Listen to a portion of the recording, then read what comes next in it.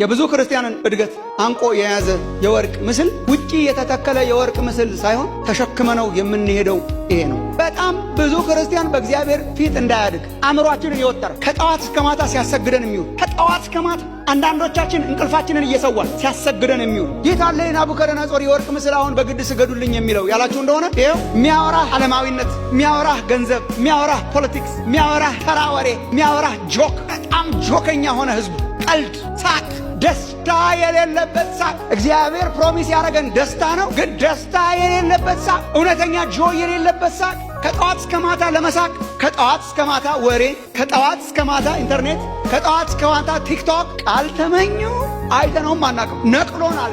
ከዚህ ነቅሎ እዚህ ሰክቶናል። በየቤታችን ቀስ እያለ በቴሌቪዥን ገባ። አሁን እኮ ቴሌቪዥንን የምታደንቅበት ጊዜ ላይ ደረሰ። ዘግተህ መሄድ ትችላለህ። ጥለኸው ነው የምትሄደው፣ ይዘው አትሄድም። ይሄ እኮ አትጥለው። መኝታህም ጋር አለ፣ ቢሮ ስትሄድ አለ፣ ኪስ ውስጥ አለ።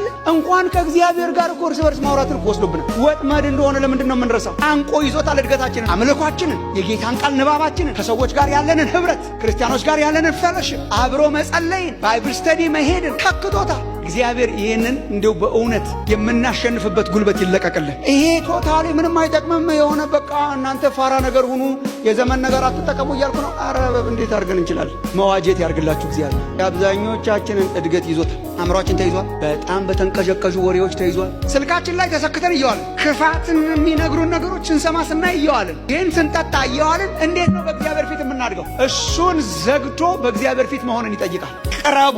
መሃል ሰፋሪ አትሁኑ። ኖርማል ነገር አትሁኑ። ለብተኞች አትሁኑ።